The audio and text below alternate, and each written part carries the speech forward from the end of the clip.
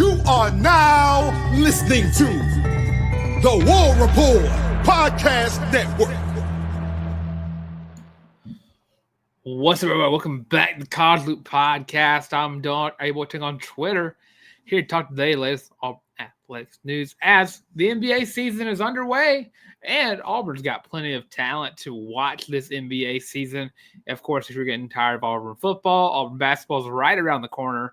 But also don't stop and say and give some support to the guys who have made it under Coach Bruce Pearl and have made it to the NBA. Of course, got guys like Jabari Smith, Walker Kessler, Sharif Cooper, now on a team, Isaac Okoro, who I think is on a new team this year, and of course, plenty other guys around the league. Johni Broome, the newbies, Dylan Cardwell's on a roster, and of course, Miles Kelly as well. So you got a lot of Auburn Tigers to support this season in the NBA. If you don't have a team yet, of course, I got the OKC Thunder on my side. So with that, getting to this game, of course, this game has a lot of implications in terms of what Auburn will be doing this offseason, whether it is looking for a new coach or trying to sweep up what went wrong this year and trying to make it anew.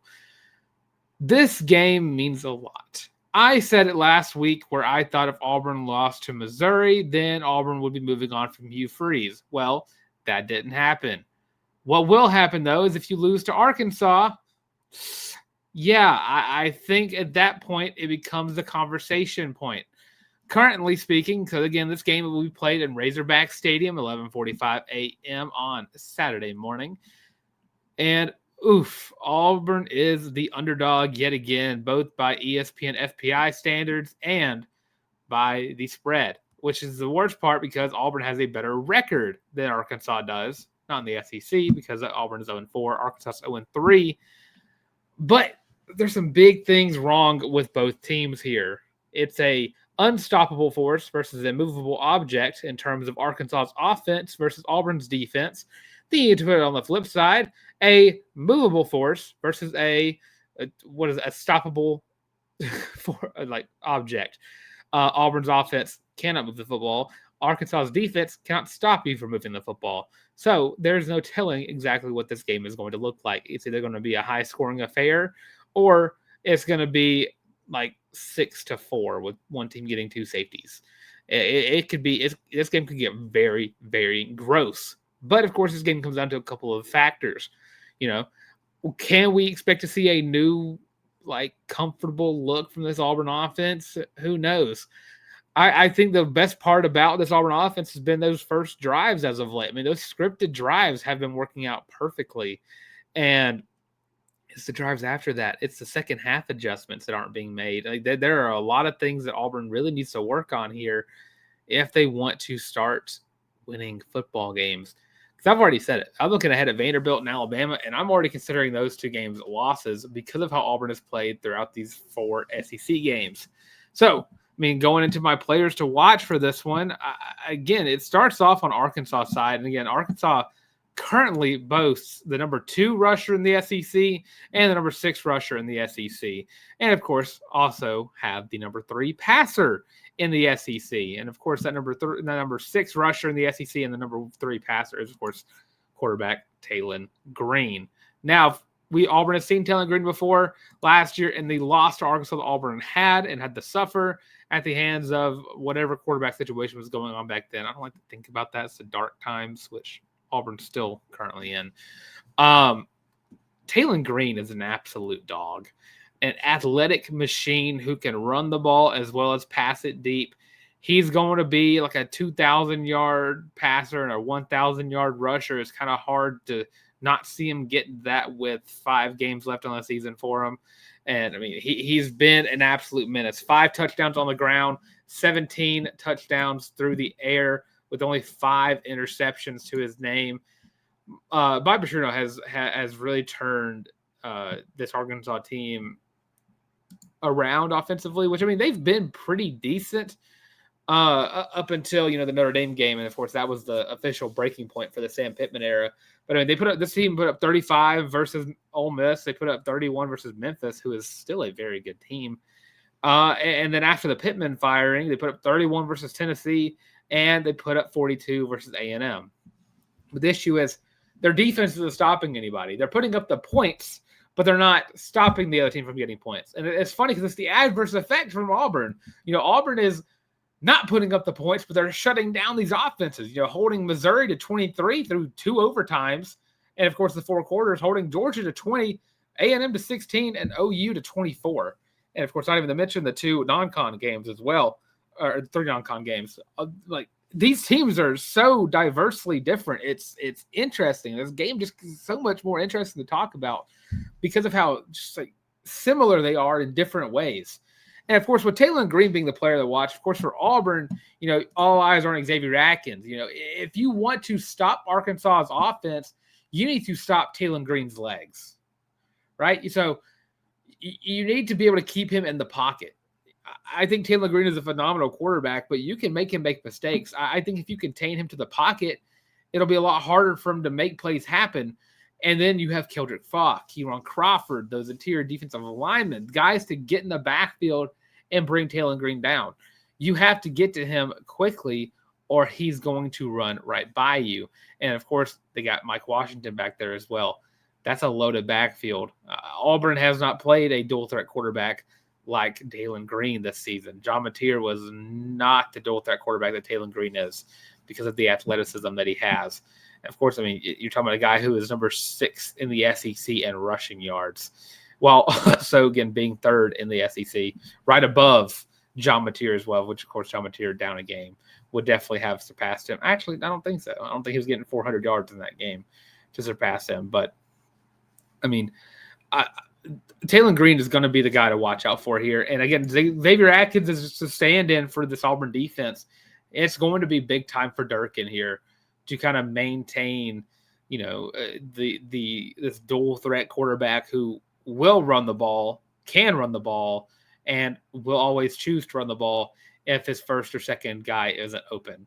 And that's something that Auburn is going to miss out with Jackson Arnold there. It has been the inability to, make the reads fast enough to where you can tuck it and go. So it'd be interesting to see how Durkin kind of schemes for that. Of course, this game, it could go either way to me. Defensively for Arkansas, they have a guy currently with 5 sacks leading the team in Quincy Rhodes Jr. This Arkansas defense kind of just leaves a lot to be desired. They kind of fired their whole staff. I don't really see the defense being the biggest issue for Auburn to overcome here. But again, it's the inability to block guys. Mason Murphy, if he starts, they're going to put Xavier Rhodes on him Quincy Rhodes, and good Lord, it's going to be a field day for him again. Auburn, it's been quite strange that Auburn has had a game where they have not given up 3 or more sacks. And I could be wrong about that, but it just felt like that. Auburn has given up more sacks than anybody. They just pull up the stat sheet. Just going over how many sacks Auburn has given up this season, and it's ridiculous. Auburn should not be giving up this many sacks. So if you go to NCAA's website, you have Cincinnati up there that's given up only 2 sacks this season. You go to the last page, scroll all the way down to 134. Auburn's getting up 3.86 sacks per game. That is 0.15 more than any other team for South Carolina, right there at 133. But of course, they ain't give up 27 sacks yet. Auburn has. So you cannot let this Arkansas defense find momentum on you. It would be embarrassing, even more so than it's already has been this season watching this offense. You cannot let Arkansas's defense find a way to get momentum and shut you down. Because, again, if you were going 3 and out, 3 drives in a row, you're giving Arkansas's offense plenty of time to score on a tired Auburn defense. You cannot let this defense break down because you cannot score on a very bad defense. And, again, that's why a player to watch for Auburn, again, is Jackson Arnold. Jackson Arnold will always be the player to watch here for Auburn's offense because he's the guy who needs to step up. We talked about last game with the drops. That was okay. That was something why are you dropping the football? But then those guys kind of recovered from it. Perry Thompson made up for it after his drop. I think Cam Coleman made up for it after his drop. And yes, those drops weigh heavy, but it's not everything. You go to the second half. The drops weren't happening all that much in the second half. The plays weren't being made. Passes were being underthrown. You have got to step up. Now it matters more than ever. If you're wanting Hugh Freeze to remain as your head coach at Auburn, you got to start making the plays happen. And Hugh Freeze has been very adamant this week by talking about how Ashton Daniels is also getting some reps with the ones. So you've got to be more adamant about making these plays happen. You're not playing a good defense. You're not playing a Georgia or a Missouri or a Oklahoma or an A&M. Playing an Arkansas defense that has not given up 30 points this season since they played Arkansas State. Every other game has been 30 or more points given up. And again, it's 41, 32, 56, 34, and 45. Auburn has not scored more than 17 points in conference play, which is absolutely embarrassing to say. You got to step up. It matters more now than ever. If you were wanting to be the starting quarterback for the Auburn Tigers, you need to start putting up points. And you need to do it now. 8-4 is apparently still on the table. Auburn can still win out and find a way to do something in the postseason. But you've got to start winning the football games. Because if you don't win this one, Hugh freezes out. It's as simple as that. Going next to my, key matchups here, I kind of just go build into that one. Auburn's unscripted offense versus Arkansas Swiss cheese secondary. Auburn can have a field day if they truly want to. If things aren't working out, then of course it will really help Auburn's case in this game. Build momentum. I really wish this game was the first game on Auburn's SEC schedule, because you would have got Bob Petrino's best, but I really wanted to see what would happen if Auburn's offense had an opportunity to play an SEC opponent and get momentum early. This is a momentum game right here. If you want to pass the ball down the field, you should be able to do it versus this Arkansas defense. Cam Coleman should have a 100-yard game. Perry Thompson should have a 100-yard game. Eric Singleton could have a 100-yard game. You could dial up the ball any way you should want to here, but it's up to you to make those plays happen, Jackson. It's up to you to call the right plays, Hugh. And again, it just can't happen again. What we saw against Missouri, what we saw against Georgia, where you start off hot and then you let it go. That's why it's unscripted offense. That first drive is so good. And then you have to start developing your game plan for the remainder of the game. That's where it falls apart. You constantly have that first drive memorized. You know that you're going to run the halfback zone on 1st and 10. You know if you get 3 yards, you're going to go with an RPO. You already know all that. But then you score on that drive, and then you're like, okay, what next? And you mess it up. So you can't have that in this one. You have a defense that is vulnerable. You just have to find an offense. Auburn should be able to take over this game early. Razorback Stadium should be quiet by halftime because Auburn has more talent than Arkansas does. Quarterbacks lean Arkansas here. Everything else leans Auburn, or at least it should. You got the talent to do that. Next on my key matchups course, Bobby Trevor, DJ Durkin. Kind of talk about that. DJ Durkin has his hands full with another offensive mastermind. Honestly, I guess not really the best offensive coach this year, because I would probably say that it would be Drinkwitz. But even then, Bobby Petrino has been dialing up some nasty work there, scoring, again, a lot of points against some SEC teams that he probably shouldn't have been scoring that many points against with this team. So interesting to see what DJ Durkin's scheme is for this defense, this game. And then, of course, that adds into Taylor Green versus Auburn defensive line. Got to find a way to get him to the pocket. You cannot let Taylor Green have a field day running around looking for a guy to get open. So that leads me to my prediction. Of course, this game has been spiraling in my head all week. Hearing what Hugh Freeze says in the press conference, seeing what everyone's saying on social media, having my own internal thoughts about everything. And it's been swirling in my head about what to do here. But my thing is, I think I have to go with the Auburn Tigers. And again, it's not because I, have changed my mind about how I feel about the coaching staff right now. It's because I think this team is due for a win. I think that the planets have aligned in the right way on October 25th, and somehow, some way, Auburn finds a way to come out on top. I have it 21-17. That's I guess kind of in the middle of what I said, but what I said couldn't happen. But I mean, it's still a gross game where Auburn should be scoring a lot more points than they are, but they're not. But the defense is stepping up right when they need to. Taylon Green is, running around, made a couple of plays happen, but defense is too good. Offense should control the clock in this one. Again, this game should be over quickly. I mean, both these teams should be running the football a lot, but Auburn should come out on top in this one. You're the more talented team. All signs really point to you winning this one. And, I mean, knock on wood, it feels due. It feels due. Auburn has not won a game since, good Lord, over a month ago.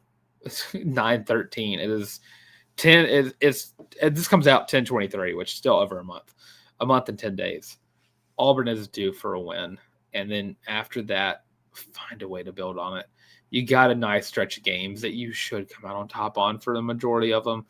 Believe me, you might not be coaching better than Vanderbilt, but you have more talent than Vanderbilt, and it feels like you should be able to out-talent your way to a win in that one. But you've not shown the capability of doing that. I'm going to be at the game against Kentucky, and I swear to everything, I need Auburn to win that game too.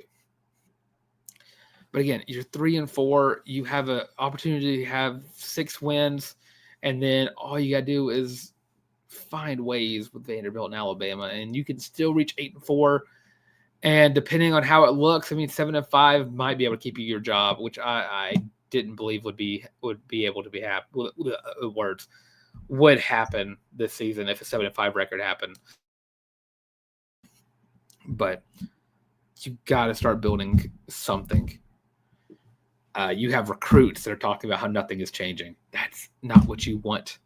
You want the recruits to come to Auburn, not to make the change happen, but to be a part of the change, turning things around. You want them to come to Auburn. You don't want them to sit there and watch why is this offense still playing as bad as ever? Can't happen. It cannot happen. But yeah, that's my prediction. Let me know your prediction in the comment section below. Of course, I have Auburn winning 21-17. We're going to quick little break. Other side of this break, we're going to predict some games for week 9. So stay tuned, and we're going to be right back as soon as I find the ad, and there it is. Are you tired of having to rummage through just clothes after clothes after clothes looking for something to wear? Are you tired of your friends making fun of you for your terrible fashion sense? Well, do we have the shirt for you? Go to thewarreport.com, get your laptop out and do it right now. Go to the shop and get your very own Feelin' Loopy t-shirt as well as your College Loop hat, and you can get both of them for only $25 each. Plus shipping and handling, of course. But with that, now back to your regular scheduled program. To get that warreport.com, of course, it's on the Warreport channel. The best way to support the channel is, of course, by adding to the subscriber count right here on YouTube. I just, again, thank you all so much for getting me to 1,000 subscribers right now. Currently saying a 1,006. Thank you all for helping reach this massive milestone in my podcasting career. Thank you all. I love you all. Thank you for your constant support and love of the College Loop. So, with that, don't forget to like the video as well. And leave your prediction for Auburn versus Arkansas. Do you think Auburn can finally come out on top in this one? I'm cautiously optimistic, but regardless, I've already made my prediction. So that's what I'm going to go with. So let's predict some games as we get ready for week 9 of college football. Starting off, 11 a.m. kick. Number 8, Ole Miss traveling to Norman, take on the Oklahoma Sooners. Again, Oklahoma is a favorite in this one, which surprises me a little bit. And again, I don't really know exactly why.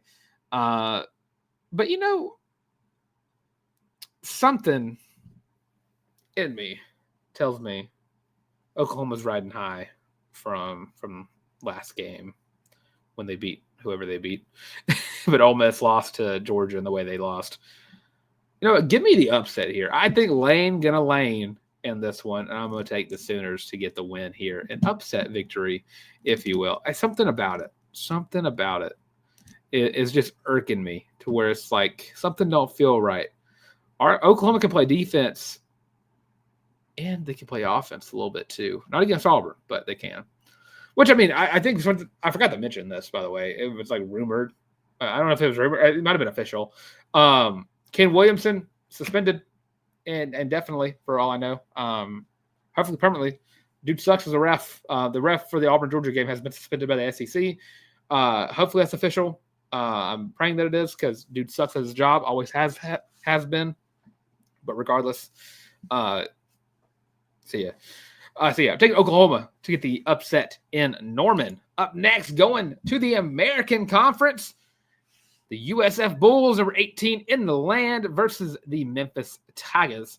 USF is a 4.5-point favorite. Memphis is an FPI favorite. Game on ESPN 2, 11 a.m. kick as well.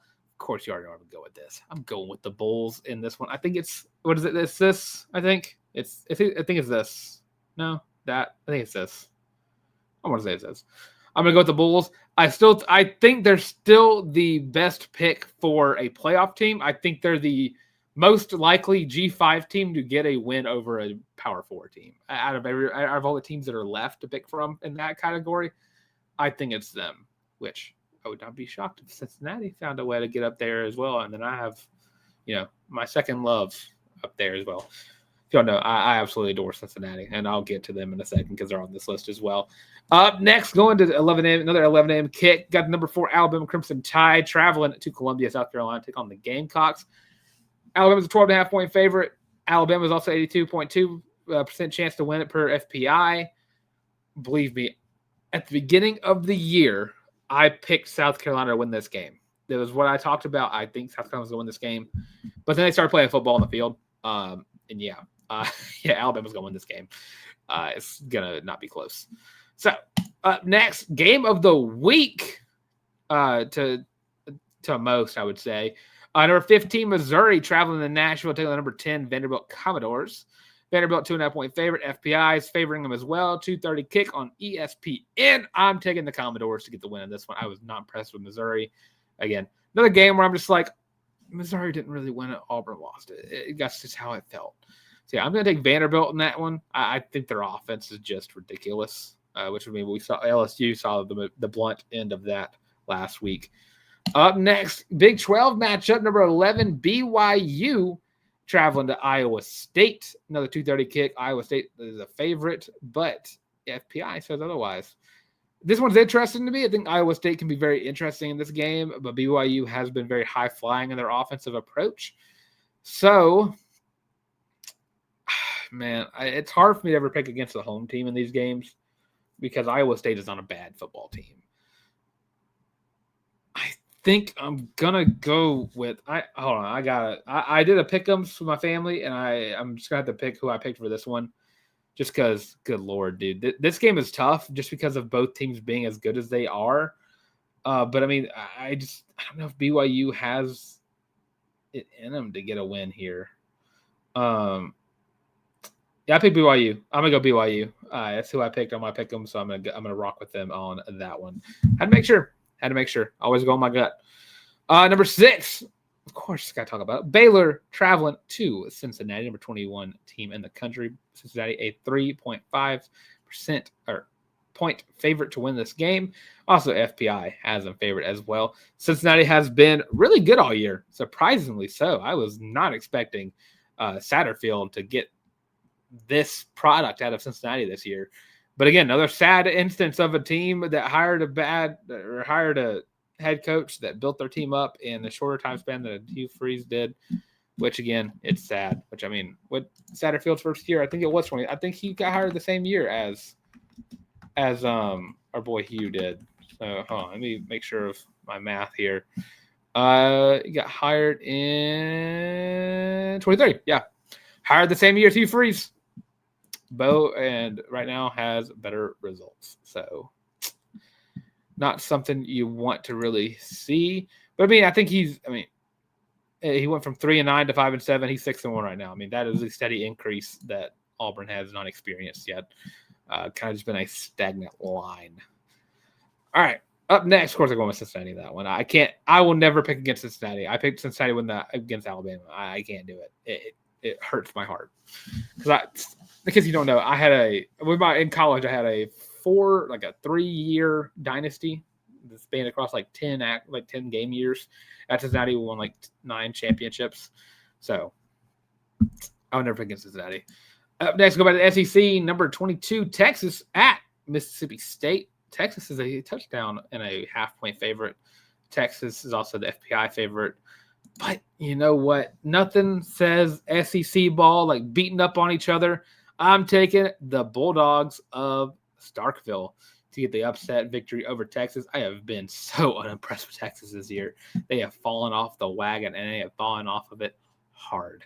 So I'm going Mississippi State to get the upset in this game. Up next, another good game of the week. Number 3, Texas A&M takes on number 20, LSU in Death Valley, one of the toughest places to play. But regardless, A&M is the favorite. 6:30 kick, night game in Baton Rouge. Regardless, this game can get ugly. This game can get gross. This game can go to 15,000 overtimes. No one would care. Everyone would just be partying up a storm in that stadium. Regardless, though, LSU's been a big disappointment, I think, to a lot of people. A&M, though, has been a very complete team. I'm going to rock with the Aggies in this one. I think Mike Elko has this team firing from all cylinders all over the place. I'm going to go with the Aggies in that one. Keeping it SEC, number 17, Tennessee at Kentucky. Another big game because, again, this is a game that Auburn should be keeping their eyes on because, Kentucky next week. And how they play against Tennessee is going to bode well or bad for whatever happens to you next week. So I'm going to take Tennessee to win this game. Again, it should be a walk in the park. Again, Kentucky's not a good football team. They're not. Which still baffles me that I'm worried about that next week for Auburn. But regardless, I'm going to take the Vols in that one. Last game, Big 12 matchup yet again, which I think I have how many? I have 3 Big 12 matchups. I do. Yeah, 3 Big 12. Awesome. No Big 10. No Big 10 love this week. I don't think they had any really good game. I mean, there was a Washington and Illinois. I think that was the right game, maybe. I like the fun ones. USF Memphis is so much more fun. Houston at number 24, Arizona State. Arizona State is a 6.5-point favorite. ASU is also an FPI favorite. But let's get fun with it. Let's go with the Cougars of Houston to win the game here. I think Houston's been a pretty decent team this year. So I'm going to go with them to get the dub there. So that's my pick'ems for the week. Of course, my prediction for the Auburn football game was 21-17. That's going to be what I'm rocking with going into Saturday until you talk to me again. I'm going to tell you it's 100-0 to 100 to nothing Auburn. But right now, the brains tell me 21-17 Auburn. Auburn's due for a win. The fans are due for a win. And I just want to come on here Sunday evening and be able to talk to you about how good Auburn looked and give good grades. Because I'm looking over here at the report card from last week, and I'm not liking what I'm seeing. I'm a very disappointed parent watching my child fail every game. So, gotta change that. But let me know your comments in the comment section below. Let me know what your prediction is for Auburn at Arkansas. Again, Arkansas is the favorite, but again, if Auburn loses this game, do you think Hugh Freeze gets canned? Do you think he even makes it to Sunday morning? Let us know in the comment section below. Of course, don't forget to like the video as well. Subscribe to the YouTube channel. Again, 1,006 of y'all have already hit that button. I want to appreciate and thank every single one of y'all that has subscribed to College Loop. Constantly growing, constantly getting better. Love every single one of y'all and everyone who has clicked subscribe. And again, if you want to share the love, you got to click subscribe. But again, let me just think the comments below. Leave your predictions for Auburn versus Arkansas. Let me know any of your other predictions you got for this week as well. That being said, thanks for tuning in to Summit College Loop Podcast. Check us out everywhere podcasts can be found. And, of course, social medias as well. You can find me on Instagram as well at Dylan Larck, DYLNLRCK. If you keep up my personal life. Also, give me a Twitter at your boy the Tank at YABOY the Tank. So that being said, thanks for tuning in to College Loop Podcast yet again. And as always, War Eagle.